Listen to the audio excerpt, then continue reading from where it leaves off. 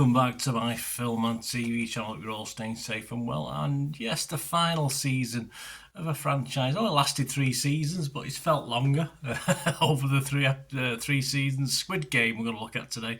Quick look at season 3. 6 episodes, so it's gradually decreased, hasn't it? I think it was 8 the first, 7 the second, and 6 the third. And of course, the third series begins where the second one left off, halfway through a big game, obviously a big event, if you like. So a lot of people were a bit miffed at the second series. There wasn't much of a conclusion because there wasn't, was there? Because it carried on for this one, so I can understand people being a bit affronted by it all. Of course, it's a survival thriller television series. Check out my game review as well. It's been very popular. Squid Game 3, created for television by South Korean writer and television producer Hwang Dong-hook, was released, so my apologies for pronunciations, was released on Netflix on June the 27th. I'm doing this review on the 30th of June 2025, almost July. I won't name the stars because I'll make an absolute cod of it. So you got people like Lee Young-jae, but yeah, we'll call it, you know who it is. Some familiar faces, of course, from season 2.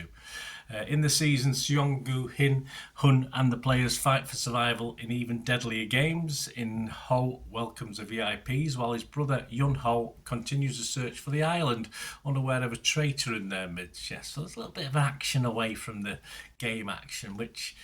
yeah, I just want the game action. I just want the characters battling with each other and annoying each other and stabbing each other in the back, which is what it's all about. I mean, it does need its conspiracy action, of course it does, away from the main playing the games themselves. But it's the games that interest me, I'll be honest with you.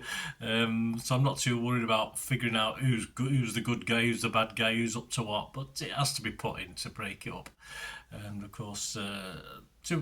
certainly a couple of the games in this I liked. There's a couple that bored me a little bit, but at least there's 1 or 2 that were quite interesting. It starts exactly, as I said, where season 2 finished, and we get a reminder, of course, of what's happening if you forgot, which I probably do with my memory. But I just want player 456 to start being a hero again, although there's not much option of that chained to a bed at the start for a while, but there you go. And I like the VIP sequences as well. They don't really add much to it, but it's a nice break from the game action and the other characters, of course. Wouldn't mind knowing a little bit more about the VIPs, but that's not going to happen now, is it? As ever, the dubbing is good enough. I don't watch the subtitled version, I watch the dubbing version. I think you do lose a little bit of the chemistry and a little bit of the atmosphere of what the original is like, between the characters. But it's okay. It's okay, the dubbing. And of course, as it is the end of a series, any popular series, over years, Game of Thrones, a lot of people are disappointed with the climax. And I'm not really. It's an option there to carry on. Of course there is, as you'd always expect there to be. There's lots of questions not answered. But as I said, as long as we get to the end of the games, I'm all right because I'm there for the games. So and there you go. Rebecca Nicholson from The Guardian, she's not alone in her thoughts. She said, Squid Game final season review, she said, an ending so what the... is entirely beggars belief. After a while, new player is forced to join the game without consent. The action gets even more operatic and bloodthirsty. But you can get on board with the twists, and that's a big if. You will not believe what happens in the last minute. She questioned, obviously, what was going on. Well, if you can get on board with the new contestant twist, that is a big if. I mean, the final 2 episodes, she says, have a nicely grand and operatic feel to them. Yeah, I thought it was a bit of a damp squib at the end. I must admit, it sort of petered out for me. She did say, ultimately, Squid Game does its jobs, but it leaves the impression that it's become a more traditional action thriller than it once was. Yes, I mean, a couple of the games were just basically running around stabbing and killing people. Nothing exciting about that. And of course, she then goes on to finish off a little piece by saying, as to where it'll go next, all bets are off. I'll say that's the end of that, but she's obviously well aware there could be options as well. I mean, I'm not too worried about what she questioned there about the new player and all that sort of thing. It's just the norm. Sure, I mean, in this game, anything can happen.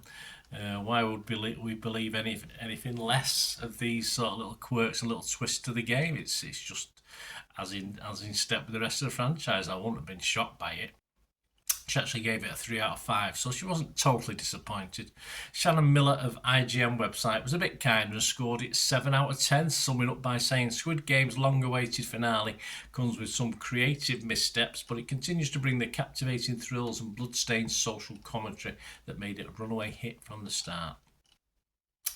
As I said, in fairness, I'd given up on some of the conspiracies. It gave a break from different things, but I'd give up on that by about season 2. I think trying to figure out all the sort of guys who were obviously in the suits and stuff like that and what they were up to. I just wanted some good lethal game action, and we got 1 or 2 nice games in this, so I thought it was okay, and someone to stick up for, of course, or a couple of people even, or 3 or 4 to stick up for. And it's not as shocking. I don't think it was as shocking as early in the franchise. Become a bit accustomed to people dying. As I said, running around corridors like Doom, looking around corners, waiting to be stabbed or escape through a door was a little bit boring, monotonous. But I went along for the ride, and I think 3 series based on this sort of format, I think they can tweak things a little bit, is possibly right, and has ended probably in the right way.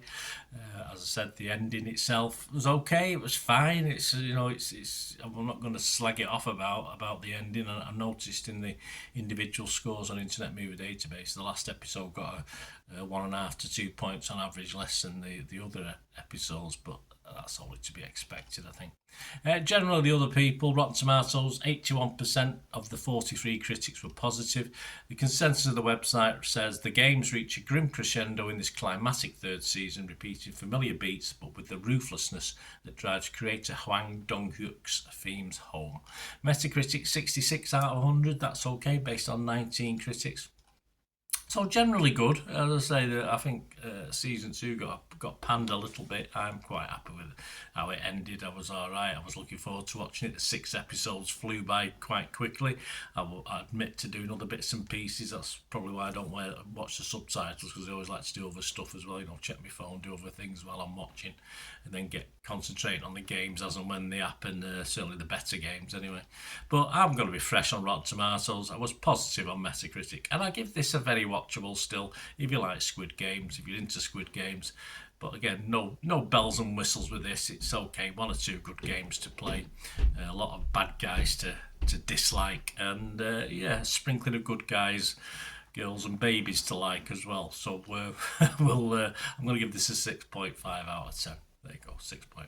Thanks for watching, guys. Please let us know your views, your comments, smash those buttons.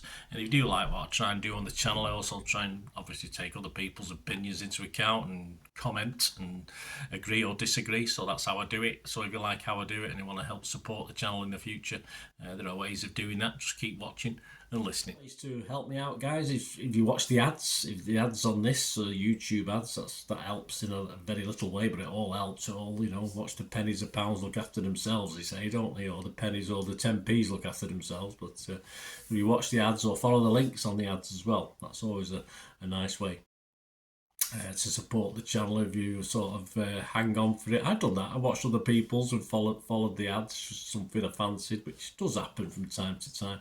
Of course, you can support me by pushing that subscribe button as mentioned earlier, and that's of course pressing the button so you know when these vlogs are coming out. And of course, I'm always interested in your opinions, and of course, if you can give us a like, that'd be wonderful as well. So thanks for watching, guys. Hopefully I'll join you very, very soon with something else. Until we meet again, I'll never ask one thing, don't I? Please stay safe, everyone. Bye for now.